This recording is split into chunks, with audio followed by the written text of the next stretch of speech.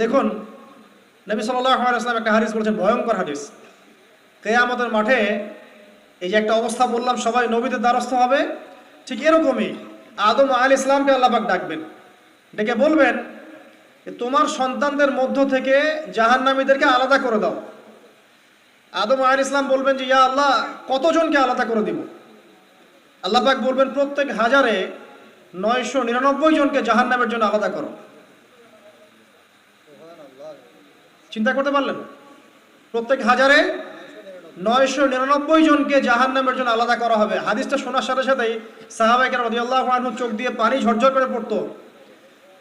তখন নবী সাল্লাল্লাহু আলাইহি ওয়াসাল্লাম তাদেরকে বললেন যে তোমরা দুশ্চিন্তাগ্রস্ত হও না, কারণ জান্নাতে যারা যাবে তাদের মধ্যে আমার উম্মতের সংখ্যাই বেশি হবে। তবে সেই কাজ তো কিছু করতে হবে নাকি? সেই কাজের মধ্যে প্রথম যেটা আপনাদেরকে বলছিলাম যে 5 ওয়াক্ত নামাজ আল্লাহর ওয়াস্তে জামাতের সাথে আদায় করেন। পারবেন না ভাই? আল্লাহ পাক তৌফিক দান করুন। যত পাপী হয়ে যাক আবার উঠে দাঁড়ান। রাত্রে পর্ন দেখেছেন, তওবা করেন, উঠে দাঁড়ান। আপনার গার্লফ্রেন্ডের সাথে জেনা করেছেন, তওবা করে ফিরে আসেন। মাদক সেবন করেছেন, ইনস্ট্যান্ট তওবা করে ফিরে আসেন। কারো ক্ষতি করেছেন, তওবা করে ফিরে আসেন। মানে আপনি নামাজটা ছাড়েন না। মানুষ আল্লাহর পথে চলতে গেলে সবসময় একই গতিতে চলতে পারে না। আল ঈমান ইয়াজিদু ফিত তাআ ওয়া ইয়ানকুসু ফিল মাসিয়া। বলা হয় ঈমান হচ্ছে আনুগত্যে বৃদ্ধি পায় আর আল্লাহর অবাধ্যতায় কমে যায়। আল্লাহর পথে চলতে গেলে হোঁচট খায় মানুষ। অনেক সময় দেখা যায় যে খুব ভালো আমল করছি, মনে হচ্ছে আমি খুব ভালো লেভেলে আছি, ঠিক ওই সময় দেখবেন একটা ভুল হয়ে গেছে। এটা হয় না? পাসলিপ করে না মাঝে মাঝে? ওই সময় আবার উঠে দাঁড়াবেন, আবার তওবা করে ফিরে আসেন, ওযু করে ফিরে আসেন, আবার জায়নামাজে মুসল্লায় দাঁড়ান, সালাত পড়েন। সালাত ছাড়েন না ইনশাআল্লাহ। কারণ নবী সাল্লাল্লাহু আলাইহি ওয়াসাল্লাম বলেছেন লা তাতরুকান্না সালাহ ইয়া মুআজ, হে মুআজ রাদিয়াল্লাহু আনহু, কখনোই সালাত ছেড়ে দিও না। লা তাতরুকান্না সালাতাল মাকতুবাতা মুতাআম্মিদান, কোশ্চিন কালেও তোমার উপর ফরজ সালাতকে ছেড়ে দিও না, কারণ মান তারাকা সালাতা মুতাআম্মিদান ফাকাদ কাফার, যে ব্যক্তি ইচ্ছাকৃতভাবে ফরজ সালাতকে ছেড়ে দেয় ফাকাদ কাফারা। আলেম ওলামা আছেন, জিজ্ঞাসা করবেন ফাকাদ কাফারা এর অর্থ কি? যে ব্যক্তি ইচ্ছাকৃতভাবে ফরজ নামাজকে ছেড়ে দেয় সে ব্যক্তি যেন কুফরি করলো। বরেণ্য আলেমরা বলেছেন ইসলামের লিস্ট থেকে নাম কাটা পড়ে গেল যতক্ষণ সে তওবা করে ফিরে আসছে। ইমাম আবু হানিফা রাহিমাহুল্লাহ, আমাদের হানাফি মাযহাবের ইমাম, তিনি বলেছেন কেউ যদি নামাজ ছেড়ে দেয় তাকে 3 দিন জেলখানায় বন্দি করে রাখতে হবে। জি, এবং তাকে তওবা করতে বলতে হবে। যদি সে তওবা করে তার শাস্তি মাফ, নামাজ আবার সে শুরু করবে। তওবা না করে তাকে ওইখানেই শাস্তি দণ্ড দিতে হবে। এমনটা বলেছেন কে? আমাদের ইমাম। সবচেয়ে নরম ফতোয়া এটা। আর আরো যারা ইমাম ছিলেন, ইমাম আহমেদ বিন হাম্বল রাহিমাহুল্লাহ, ইমাম শাফিঈ, ইমাম মালিক, তারা বলেছেন নামাজ যদি ছেড়ে দেয় এবং নামাজটাকে অস্বীকার করে, নামাজ ইসলামের অংশ বলে মনে করে না, ওকে হত্যা করতে হবে। হত্যা আবার যে কেউ করতে পারবে না, ওই ইসলামিক গভর্নমেন্ট করবে। এটাকে ভুল বোঝার কোনো সুযোগ নেই, এটা লস। এটা ইমামদের মত, এটি ইমামদের মতামত ছিল। মানে নামাজের গুরুত্ব বোঝাতে গিয়ে তারা এত কঠিন শব্দ ব্যবহার করেছেন, নামাজের গুরুত্ব বোঝাতে গিয়ে এত কঠিন শব্দ ব্যবহার করেছেন। যুবকদেরকে অনুরোধ করো, ভাই যাই হয়ে যাক জীবনে, হতাশা ভুলে যান। চাকরি পাচ্ছেন না, আপনার পড়াশোনার চাপ, পারিবারিক চাপ, আপনার ফ্রেন্ড সার্কেলের পাল্লায় পড়ে আপনি খারাপ হয়ে যাচ্ছেন, হতাশ হবেন না। দুটো কাজ করেন, নামাজ পড়েন 5 ওয়াক্ত ইনশাআল্লাহ তাআলা, আল্লাহ পাক আপনার অন্তরের প্রশান্তিতে ঢেলে দেবে ইনশাআল্লাহ। আর দৈনিক 1 পারা করে কোরআন তেলাওয়াত করেন, পারবেন ইনশাআল্লাহ? আল্লাহ পাক আমাকে আপনাদের সবাইকে তৌফিক দান করুন, আমিন। আচ্ছা, আমাকে রিকোয়েস্ট করেছেন ভাই যে সবাই কালেকশন করার জন্য প্রস্তুত। আমরা 5 মিনিট সময় দিচ্ছি, মানে আপনারা লেকচার শুনতে থাকেন আর স্বেচ্ছাসেবকরা যেতে থাকুক, যার যার সামর্থ্য আছে আল্লাহর রাস্তা দিয়ে দিবেন ইনশাআল্লাহ। তো যেটা বলছিলাম প্রিয় ভাইরা, নামাজের বিষয়টা গুরুত্ব দেন। 2 নম্বর কোরআন তেলাওয়াত, অর্থ বোঝার চেষ্টা করেন, অর্থ না বুঝলেও তেলাওয়াত করেন, কারণ পড়তে পড়তে পড়তে আল্লাহ পাক আপনার মধ্যে এমন একটা ফিকির দিবেন যে ইনশাআল্লাহ একদিন আপনি অর্থ বোঝার চেষ্টা করবেন ইনশাআল্লাহ। আমি বলছিলাম প্রত্যেক হরফে 10 নেকি পাবেন। আল কোরআনে 114 সূরা আছে না?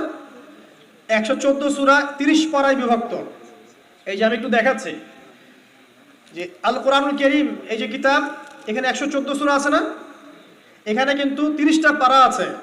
প্রত্যেক 20 পৃষ্ঠায় একটা পারা শেষ হবে। এখানে প্রত্যেক 20 পৃষ্ঠায় এক পারা শেষ হবে। মানে আপনার একদিনের টার্গেট 20 পৃষ্ঠা পড়া। একদিনের টার্গেট কত? 20 পৃষ্ঠা পড়া। আর আপনি দৈনিক কত ওয়াক্ত নামাজ পড়ছেন? 5 ওয়াক্ত। প্রত্যেক নামাজের আগে বা পরে 4 পৃষ্ঠা করে পড়তে হবে, পারবেন? সহজ না? প্রত্যেক নামাজের আগে বা পরে মাত্র 4 পৃষ্ঠা করে তেলাওয়াত করবেন, একদিনে 20 পারা। পারবেন ইনশাআল্লাহ? আল্লাহ তৌফিক দান করুন, আমিন। এখন এই 114 সূরা 20 পৃষ্ঠায় এই কিতাবের মধ্যে 600টা পৃষ্ঠা আছে। কত পৃষ্ঠা? এখানে 600টা পৃষ্ঠা আছে, হিসাব করে দেখবেন। আর এখানে আয়াত আছে কত? 6000। একদম ভুল উত্তর। 6236টা আয়াত আছে এখানে। কতটা?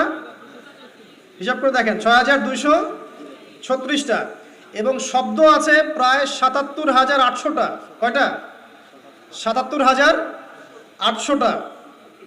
আর অক্ষর আপনি গুনলে দেখবেন প্রায় 3 থেকে 4 লক্ষ অক্ষর আছে। 3 থেকে 4 লক্ষ অক্ষর আছে। আমি যে বললাম 78000-এর মতো শব্দ আছে, এই শব্দগুলো কিন্তু নতুন শব্দ না, মানে একটা শব্দই অনেকবার রিপিট করা হয়েছে।